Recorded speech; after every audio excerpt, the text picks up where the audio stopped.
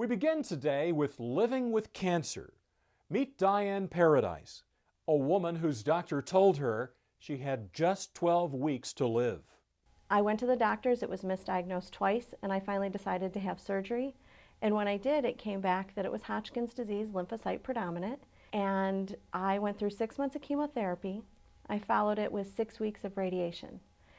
The thing I remember the most about it is the insomnia because of the pain. And I remember at night, and this is the most vivid memory I have, is that at night I would have to sit on the floor and wrap my knees around my chest and hold them there and just rock until I passed out from exhaustion. Radiation just fatigued me, and at the end of the radiation I ended up with a 3rd-degree burn. I really thought to myself, I never want to go through this again. And they figured 5 years I would be cured. 5 years, I had my little I'm cancer-free, I'm cured party with friends and family. At my 6-year checkup was when I found out that it was not only back, but it was back with a vengeance. It was stage 3, and it was pretty much in most of my lymph nodes in my body. And the doctor referred me to another doctor, and when I went to that doctor, he had 10 months of chemotherapy and a bone marrow transplant, all planned out. And I thought, I don't want to go through this again. I'm young, I'll adjust, I want a quality life. It really didn't matter to me if I had quantity, it really mattered if I had quality, and I did not want to be sick. I ended up sitting my family down and telling them I wasn't going to receive any treatment. And then I went on vacation. I left and went to Hilton Head Island, had a blast with my friends, and while I was on vacation, September 11th happened. And I remember very clearly because as I was watching that, I started to think there were so many people that day that passed away, that died, and they didn't have a choice. And I had a choice, and I was choosing to die. And it was then that I realized that I had to look for a natural alternative. There had to be something to help me get my lymphatic system, my immune system working again.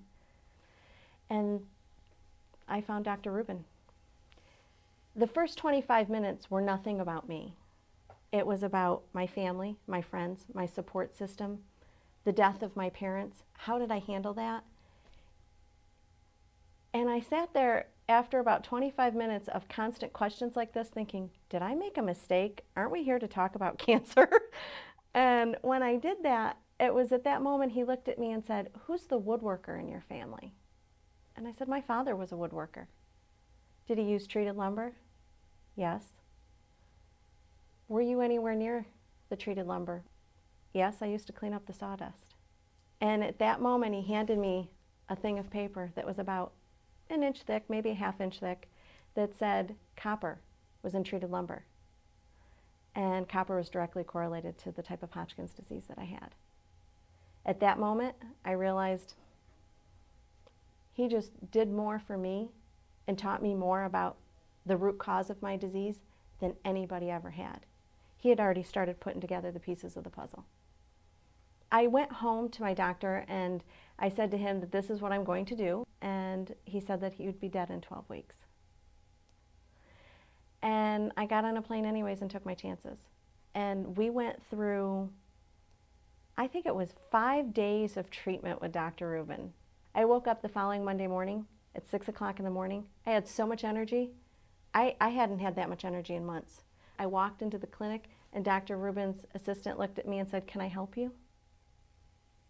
She didn't recognize me.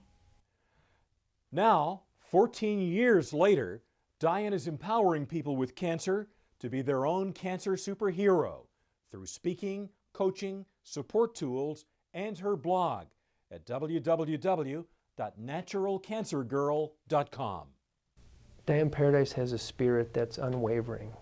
I often said that great deeds in medicine stem from raw physician talent and the unwavering courage of our patients.